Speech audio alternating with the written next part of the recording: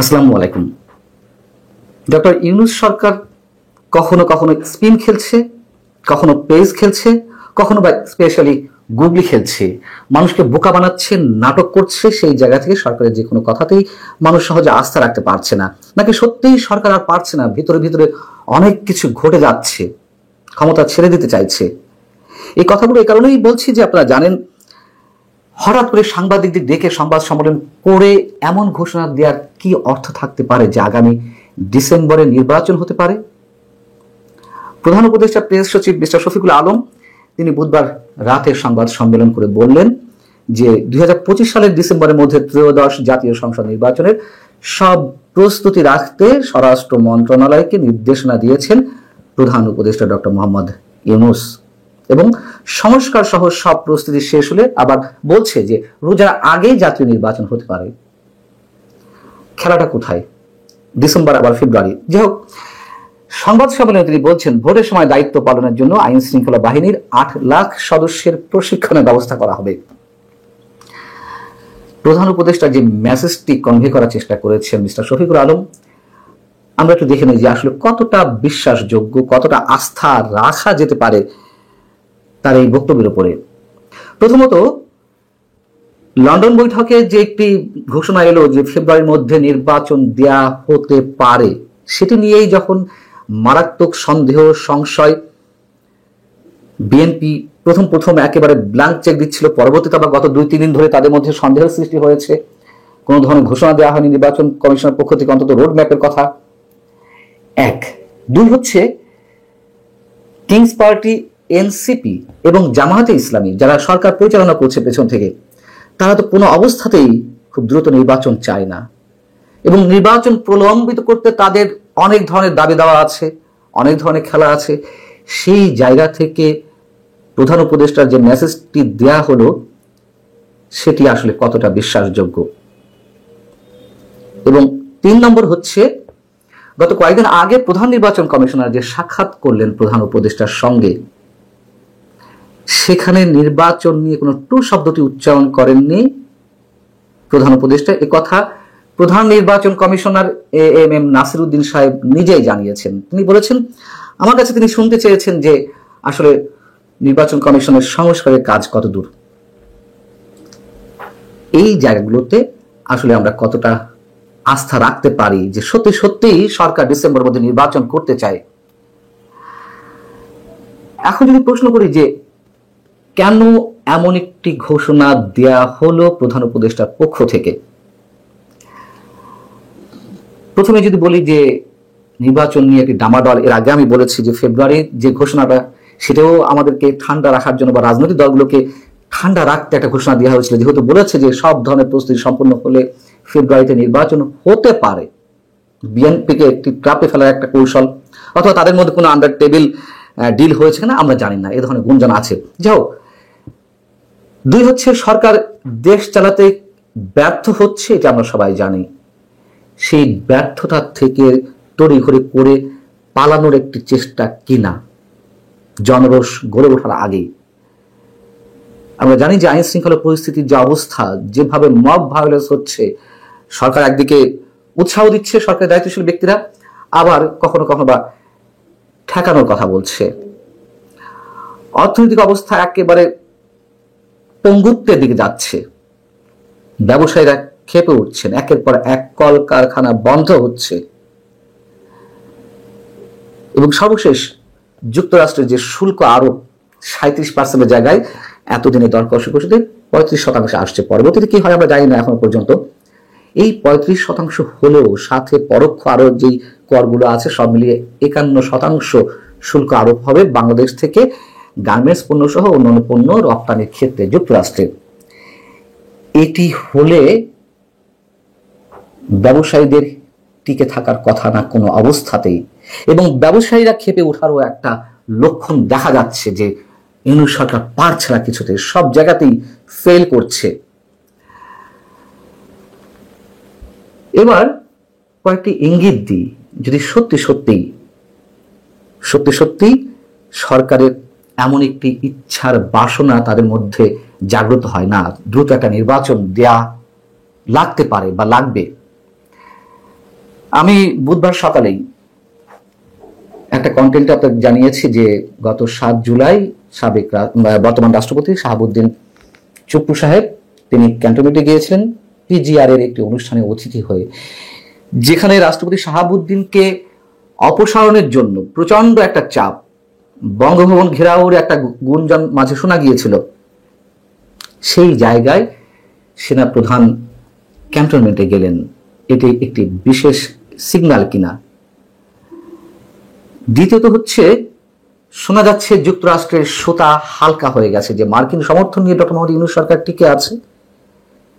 যুক্তরাষ্ট্র এখন আর চাইছে না ডক্টর মোহাম্মদ ইউনূস টিকে থাকুক, তার কারণ তিনি সহসায় তাদের এজেন্ডাগুলো বাস্তবায়ন করতে পারছেন না, সফল হতে পারছেন না। কোনো কোনো ক্ষেত্রে উদ্যোগ ঠিকই আছে, করিডোর, বন্দর, কিন্তু সেগুলো কতটা সহজ হবে তার জন্য সেই আস্থা ডক্টর মোহাম্মদ ইউনূস সরকারের উপরে রাখতে পারছে না।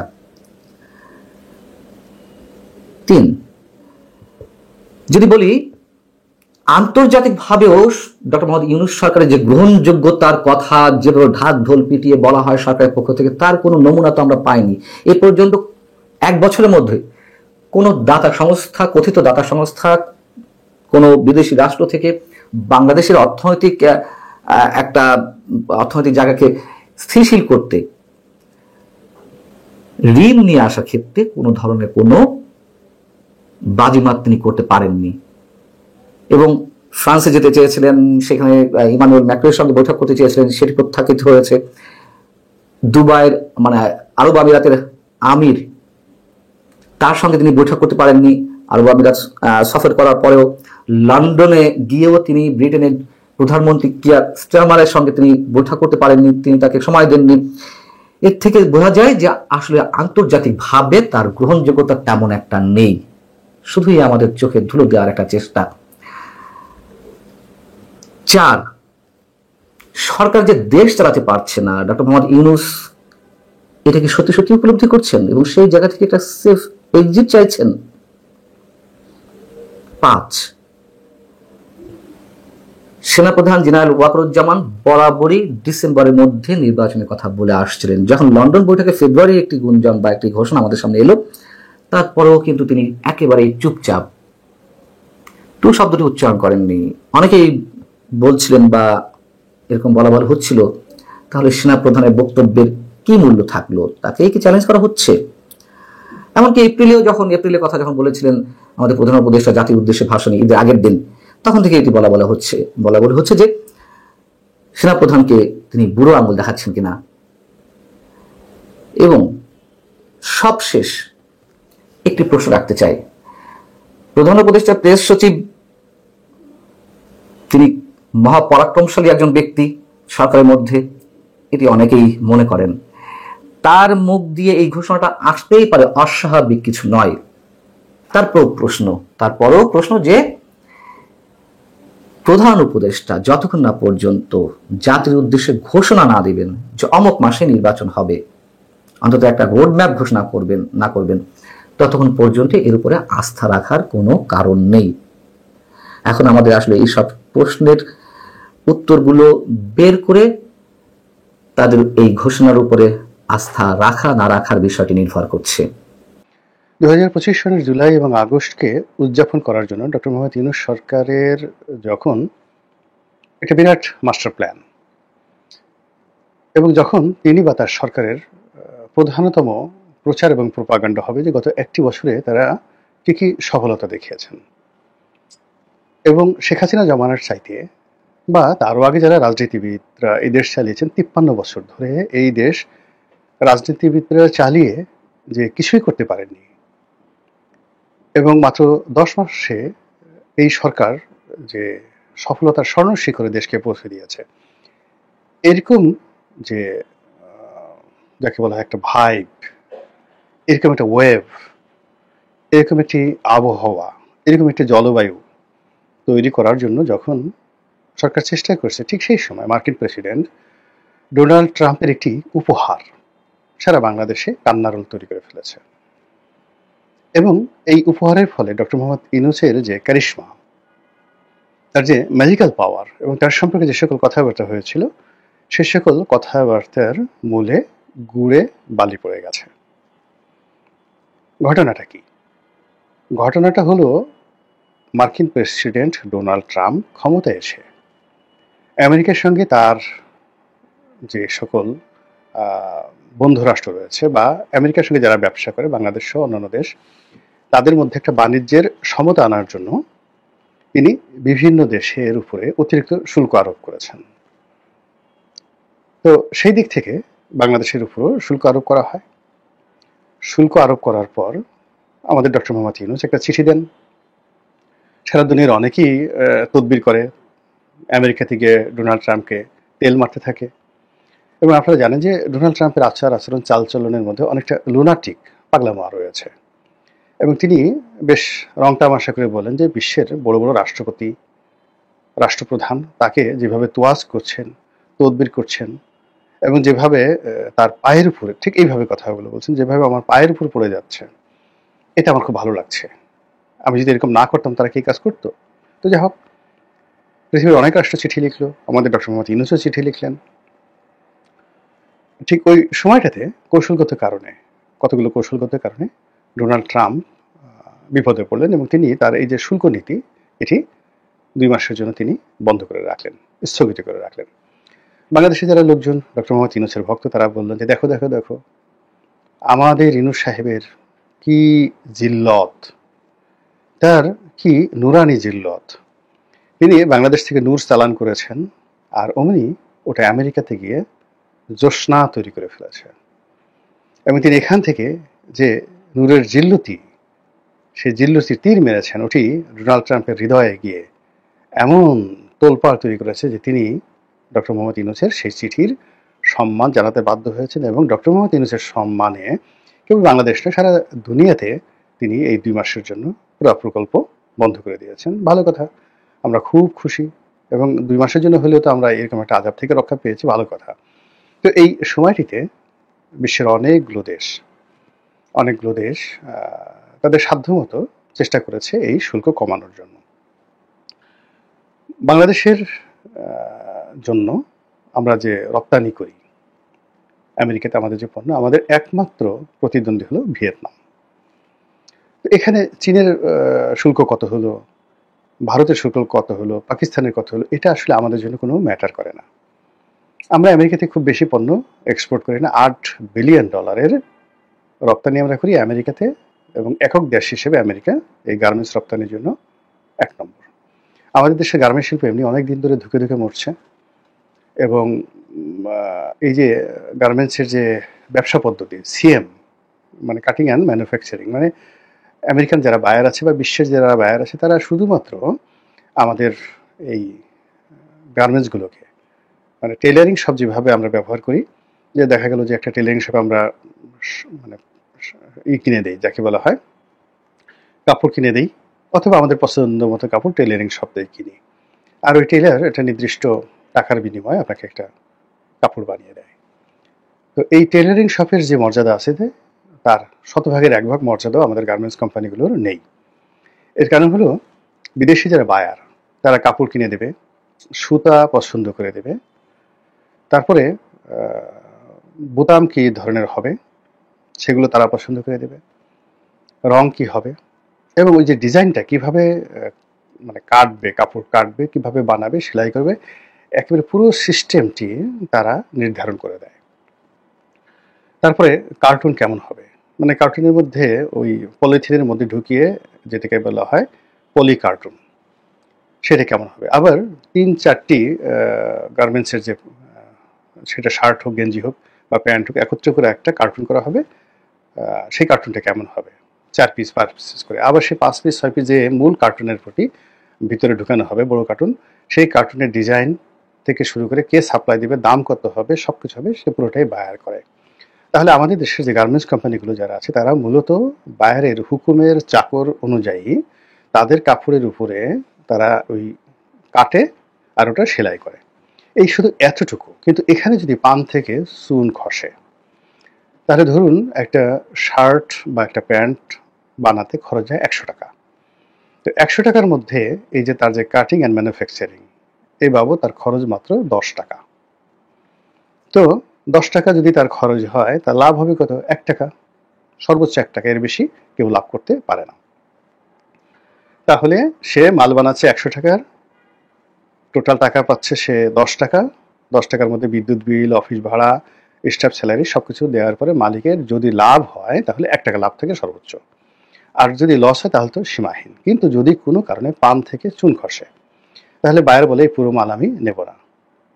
তখন এই যে পুরো 100 টাকা, 1 টাকা লাভের জন্য পুরো 100 টাকা এই গার্মেন্টস কোম্পানির মালিককে তার দায় বহন করতে হয়।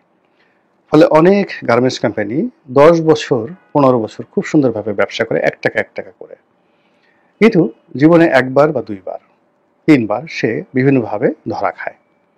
প্রথম ধরা খায় তার সেলাই ভালো হয় না, তখন বলে যে তুমি ডিসকাউন্ট দাও, 20% 40% ডিসকাউন্ট দাও।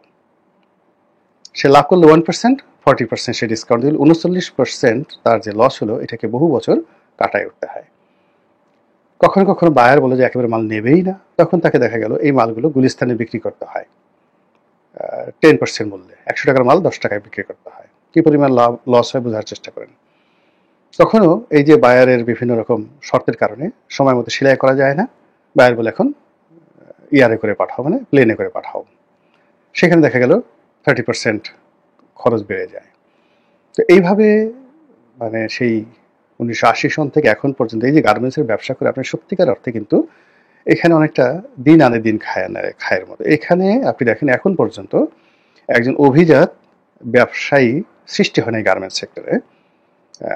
এখানে যারা আসছে এই অল্প কয়েকদিন তাদের খুব ডাটফাট, বডিগার্ড নিয়ে চলে ঠলে, আবার কয়েকদিন পরে দেখা গেল মরে যায়, ব্রঙ্কাইটিস হয়, নিউমোনিয়া হয়, দেউলিয়া হয়ে যায়, এবং 1 লাখ 1.5 লাখ লোক নিয়োগ করা কোম্পানির মালিক এই ঢাকার শহরে এখন ফকিরের মতো ঘুরে বেড়াচ্ছে, জাস্ট স্ট্রিট বেগার। অথচ এই 8-10 বছর আগে তাদের কোম্পানিতে 1 লাখ লোক চাকরি করত, এরকম গ্রুপ অফ কোম্পানিজ। তো এইভাবে ঢাকাতে আছে, চিটাগং আছে, সব জায়গাতে আছে। তো এইরকম একটা সেক্টর, যেই সেক্টর বছরে 8 বিলিয়ন মানে ডলার এক্সপোর্ট করে আমেরিকাতে, এবং এই 8 বিলিয়ন ডলারের জন্য এক্সপোর্টের জন্য হয়তো তাদের 200 বিলিয়ন ডলারের বিনিয়োগ রয়েছে। 200 বিলিয়ন ডলারের বিনিয়োগ রয়েছে, মেশিন, জায়গা, জমি সবকিছু, এবং আমেরিকান এই বায়ারদের থাকবে, খাবে, সবকিছুর জন্য তারা সাজিয়ে গুছিয়ে রেখেছে। এই পুরো ব্যবসাটা, অর্থাৎ 200 বিলিয়ন ডলারের যে পুরো ইনভেস্টমেন্টটা এই সময়টিতে এসে চাপের মধ্যে পড়লো। এখন এই 8 বিলিয়ন ডলার এটা কিভাবে ঝুঁকির মধ্যে পড়লো, এটা আমরা খুব দ্রুত বুঝতে পারবো। যারা গার্মেন্ট চালান, যারা আমেরিকান মার্কেটে ব্যবসা বাণিজ্য করেন, সকলের মধ্যে রীতিমতো কান্নার রোল পড়ে গেছে। ফলে কি হলো, এই যে ডক্টর মোহাম্মদ ইউনূস সম্পর্কে যে একটা ভাইব, যে একটা উচ্ছ্বাসা যেভাবে তার লোকজন প্রচার করছিল, এই একটা ঘটনার মাধ্যমে তাদের সমস্ত স্বপ্ন ভেঙে তছনছ হয়ে গেছে। দ্বিতীয়ত, এই ঘটনাকে নিষ্পত্তি করার জন্য বা এটাকে একটা মিনিমাইজ করার জন্য, ট্যাক্সটা কমানোর জন্য, আগের থেকেই বলি যে এখানে দুটো আনসেটেল বিষয় রয়েছে। আগের থেকে এটা 16% ট্যাক্স ছিল। তো 16% ট্যাক্সের সঙ্গে যদি আবার এই 35% ট্যাক্স যুক্ত হয়, তাহলে 51% ট্যাক্স এখানে যুক্ত হবে। আবার যদি 35% ট্যাক্স অ্যাজ এ হোল হয়, মানে আগের 16% তার সঙ্গে 35%, তাহলে এই যে নতুন যে ট্যাক্স, সেই ট্যাক্সের কারণে আরেক দফা ক্ষতিগ্রস্ত হবে। এটাও এখন পর্যন্ত সেটেল হয়নি।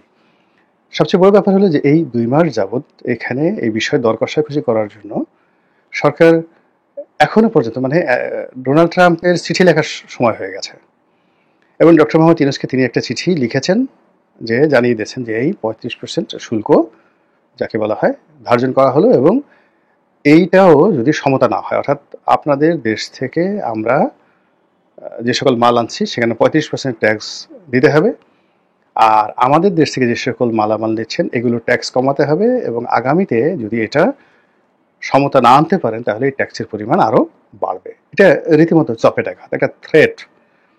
ফলে কি হলো, যে এই যে আমরা আমেরিকার সাথে ডক্টর মোহাম্মদ ইউনূসের সম্পর্ক, এই যে ডিপ স্টেট, এখানে আমেরিকা এটা চাচ্ছে ওটা চাচ্ছে, দেখে মনে হয় যেন একেবারে শালা সম্বন্ধী, শালা দুলা ভাই, এরকম মামা ভাগ্নের যে একটা সম্পর্কের ব্যাপার মনে হচ্ছিল, যে অন্তর্বর্তীকালীন সরকারের সঙ্গে আমেরিকার গভর্নমেন্ট সেটা একেবারে ফানুস হয়ে উড়ে গেল। এবং যে চিঠি মিস্টার ডোনাল্ড ট্রাম্প এই সময়টিতে দিলেন, এটি আমাদের এই জুলাই আগস্টের বিপ্লবের যে বর্ষপূর্তির আনন্দ, এই আনন্দকে রীতিমতো বিষাদে পরিণত করে ফেলল। এবং এই সমস্যা সমাধানের জন্য এখনো পর্যন্ত সরকারের পক্ষ থেকে কোনো কথা ওইভাবে আমরা কারো মুখ থেকে শুনিনি। জনাব ইউনূস তো উনি একেবারে মুখ বন্ধ রেখেছেন, কথা বলবেনই না। তো ওনার বাণিজ্য মন্ত্রী বললেন যে ঠিক আছে, আমরা আগামীতে কত বৈঠক করব, আশা করছি যে একটা ভালো কিছু হবে। তো এখানে যারা সরকারের কর্তা ব্যক্তি, এদের সবেধন নীলমণি যারা আছেন, তারা আছেন আশিক, বিডার আশিক। সবেধন নীলমণি আছেন সেই যে লুৎফে সিদ্দিকী, বাঁকায় বাঁকায় ইংরেজিতে কথা বলেন, তো খুব স্টাইল করে, মানে মনে হয় যেন ইংরেজি বলতে খুব কষ্ট হচ্ছে এইরকম ইংরেজি। আমি এরকম অদ্ভুত ইংরেজি শুনিনি কখনো। খুব স্টাইলিস্ট, মানে তিনি যে ইংরেজি বলছেন এটা বোঝা যায় যে ভদ্রলোক ইংরেজি বলতেছেন আর কি। তো সেই লুৎফে সিদ্দিকী আছে, খলিলুর রহমান আছে, যিনি কিনা নিরাপত্তা উপদেষ্টা এবং আমেরিকা মানে তার পুরো নখদর্পণে। আর এখন বাণিজ্য উপদেষ্টা যাকে নেওয়া হয়েছে, তো তিনি বাংলাদেশের একজন বিশিষ্ট শিল্পপতি। তার যোগ্যতা শিল্প প্রতিষ্ঠার ব্যাপারে অনেক সুন্দর আছে, কিন্তু নেগোসিয়েশনের ব্যাপারে তার যে কোনো অভিজ্ঞতা নাই, তার প্রমাণ হলো যে এই তার যে পারিবারিক বিরোধ, মানে তার শিল্প প্রতিষ্ঠান নিয়ে তার ভাইদের সাথে তার যে বিরোধ, ওটাই তিনি এখন পর্যন্ত নিষ্পত্তি করতে পারেননি। আজকে ৩-৪ বছর ধরে তারা দুই ভাই একসাথে ব্যবসা করতেন। আকিজ বশির গ্রুপ, এখন তিনি যেটা করেছেন এটা ছিল নাসির বশির গ্রুপ। তো ওই যে নাসিরের সাথে এই বশিরের যে ব্যবসায়িক দ্বন্দ্ব এবং সংঘাত, এটা তিনি নিষ্পত্তি করেননি। তো যে লোক নিজের বিরোধ এখন পর্যন্ত নিষ্পত্তি করতে পারেনি, তিনি আমেরিকার বাংলাদেশের বিরোধ নিষ্পত্তি করবেন, এটা আমি বিশ্বাস করি না। এটার জন্য আলাদা একটা যাকে বলা হয় কানেক্টিভিটি, পলিটিক্যাল অ্যাটিটিউড, আরও অনেক কিছু দরকার হয়। একটা বন্ধুত্ব সুলভ মনোভাব, লিবারেল মাইন্ড দরকার হয়। কিন্তু যারা খুব সফল হয়ে যান জীবনে, ডক্টর মোহাম্মদ ইউনূস, এই যে বশির উদ্দিন, এরা সাধারণত অহংকারী হন, প্রচণ্ড অহংকারী হন, ইগোইস্টিক হন, এবং খুব নিজের স্বার্থে আঘাত হানলে তারা অনেক কিছু করতে পারেন। কিন্তু নিজের স্বার্থে যদি আঘাত একেবারে ব্যক্তিগতভাবে নিজের শরীরের উপরে আর নিজের টাকার উপরে যদি আঘাত না হানা হয়, এরা সাধারণত ইগো দেখান। সেক্ষেত্রে বাংলাদেশের যে সমস্যাটা, এটা হৃদয়ঙ্গম করার জন্য যে পরিবেশ পরিস্থিতি দরকার, এটা এরকম এই সরকারের কারোরই নেই। ফলে এখানে এই নেগোসিয়েশনটা ভালো একটা নেগোসিয়েশন হবে বলে আমার কাছে মনে হচ্ছে না। তবুও আশাবাদ ব্যক্ত করছি এবং আমি মনে প্রাণে চাচ্ছি যে এই সমস্যাটার একটা সুন্দর চমৎকার হোক, এবং শত কিছুর পরেও অন্তত এই বিষয়টি, যার সঙ্গে দেশের 40 লাখ লোকের মানুষের ভাগ্য জড়িত, আর 40 লাখ যারা শ্রমিক কর্মচারী রয়েছেন, তাদের সঙ্গে যদি 4 জন করে ধরেন বা অন্য ধরেন, প্রায় 2 থেকে 2.5 কোটি মানুষ সরাসরি গার্মেন্টস ব্যবসার সাথে জড়িত। কাজেই ভালো কিছু একটা হোক, ডক্টর ইউনূস সফল হন। দরকার হলে তিনি এই যে হারমোনির পুরস্কার আনার জন্য গেছেন, বিভিন্ন জায়গাতে ঘুরে ফিরে গেছেন, তিনি এই বিষয়টা নিয়ে যদি পারেন, তিনি একটু ডোনাল্ড ট্রাম্পের কাছে যান। দরকার হলে তিনি দৈনিক 50 লাখ, মানে এর আগে তো 10 লাখ টাকা রুমে ভাড়া থেকেছেন তিনি ইংল্যান্ডে পুরস্কার আনতে গিয়ে, কিন্তু আমাদের এই জাতির প্রয়োজনে তিনি আবার যান। দরকার হলে 50 লাখ টাকা প্রতিদিন রুম ভাড়া দিন তিনি, এবং সে টাকা রাষ্ট্র যদি না দেয় আমরা ব্যবসায়ীরা দেবো, কিন্তু তিনি যান এবং যদি পারেন আমাদের জন্য কিছু একটা করেন। আসসালামু আলাইকুম রহমতুল্লাহি ওয়া বারাকাতুহু।